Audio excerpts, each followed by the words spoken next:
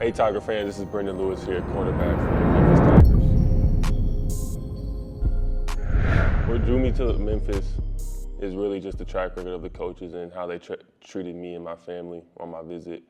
If you look at Tim Cranzy and what he's done in his career, he's done a really good job with the quarterbacks he's had, Seth Hennigan last year, and just his offense, being able to put a lot of points on the board is really something I wanted to do for my last year of college. And then off the field, I wanted to come back home because I'm originally from Dallas, and then I've been on the West Coast for far too long. So being back in the South is something that I really wanted to do, and the opportunity presented itself, and I took it. Transition has not been hard at all. This is my third school, so I'm accustomed to change. It's not a hard thing for me to do. I have a great support staff that helped me move everything from the West Coast. So it hasn't been really hard transitioning from Nevada to Memphis. The one thing I love is the weather. The weather here is a lot better than being in the mountains in Reno, Lake Tahoe area. And then the biggest thing for me is the food. The food is just so good down here compared to Nevada. I've already gained like 10, 15 pounds and I feel good. One of the biggest lessons that I took from Nevada is just the amount of hours and the amount of time it takes to be a successful quarterback. Last year I really emphasized on staying in the film room, being in the film room whenever I can. The coaches always made jokes that I should start paying rent at the facilities because I'm there. I'm pretty much there more than they are. So that's just something I want to take and bring here and just live in the film room, show the coaches that I care, show the coaches that I want to be good.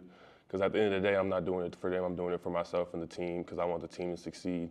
And if I succeed, then the whole team has a better chance of succeeding. So being in the film room and just studying the playbook as much as I can and trying to bring guys in with me to learn the playbook with me so our chemistry can grow is something that I want to take here that helped me succeed at Nevada.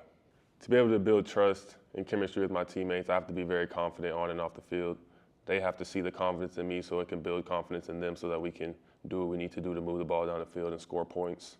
To build chemistry with my teammates, especially my wide receivers and the guys that I'm throwing the ball to, we have to get together in the off season and throw like every day. It takes a lot of time and a lot of reps, repetition, so that when they're getting out the breaks, I know where to put the ball. They know where I want to put the ball. They see what I see with the defense, and all that is really important when it comes to the field. And then we just got to spend a lot of time together in the study room, when we're not in the study room, in practice, when we're not in practice. Yeah. A guy that I've been able to connect with is Greg DeRosier because he's just such a cool person. He's very down to earth and he's very mature. He's another guy that's experienced and he's played a lot of ball, so it's really easy to relate to him on and off the field. And I'm able to pick his brain about things that I've seen in my career, and he's able to pick mine about some of the things I've seen in my career. So we bounce off each other and help each other get better and better every day. I'd say I'm a lead by example guy. I'm not the guy that's gonna be all loud and be rah-rah and be jumping up and down. I like to keep my cool out there no matter what's happening, no matter what type of adversity strikes. So, and I like to lead by example and show the team that I'm the hardest worker and that nobody's going to outwork me. So if the guys see that, then it's going to motivate them to try to be even better or even try to excel me. So I feel like my leadership style is definitely leading by example. I want to develop my all-around quarterback play. I want to be better. I want to be more accurate. I want to be able to read defenses more smoothly and get through my reads smoothly. And I also want to develop the running part of my game. I want to be more elusive in the run game and just being able to break tackles and make longer runs and just get my playmakers the ball. Quarterbacks I study closely. One, for passing from the throwing part of my game, I study Aaron Rodgers. I think he is the best thrower of the football that's ever played. So I like to study him and just see how he can be, his ability to put the ball wherever he wants to. That's something that I want to do. And then me being a dual threat, I also study Lamar Jackson a lot because he's the greatest rushing QB that's ever played. So I want to model my running game after him and my throwing game after Aaron Rodgers, and I feel like that's a complete QB, an unstoppable QB. Yeah, this isn't my first time learning a new playbook. I've had to learn a new playbook pretty much every year of my college career. But to be able to get it down, I just spend hours upon hours of studying the film that coach gives me, studying the playbook that they give me, and just visualizing myself making all the reads, all the plays when I'm writing them down. Then my process is just day and night. I get to facilities like 3, sometimes 4 hours earlier than when we're supposed to be there, and then I just go straight to the film room and just look at old tape from the offense from the previous season And then I'm looking at the old playbooks, even plays that we don't even run anymore, because I want to see, and I want to know everything in the ins and outs of the offense. So it just comes with time spent in the playbook by myself or at home at night, looking at it.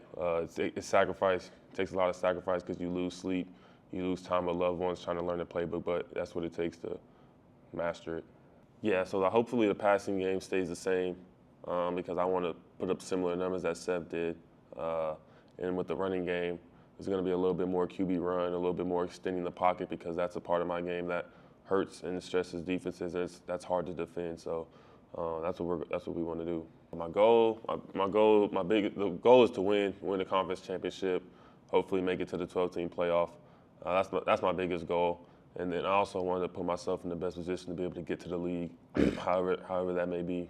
Yes, rivalry games are always fun. They just bring a different type of atmosphere, and those are the big games and the big moments that us football players live for. So I'm always excited to play in a rivalry game, and I'm really excited to play against UAB. My favorite place as of now to chill and just take in the nature would probably be Shelby Farms Park.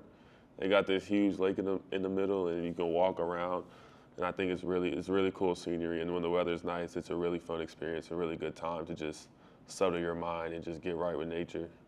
I'm really into anime, so I'd probably try to make my own anime, or I used to like art a lot, so I'd probably try to draw like anime characters and see what I could do with that. I am engaged. I got engaged last summer, and I am getting married in January 2026. Hey Tiger fans, thanks for watching my video with the 901 Fund, and I'm super excited to see you all on the field. Go Tigers.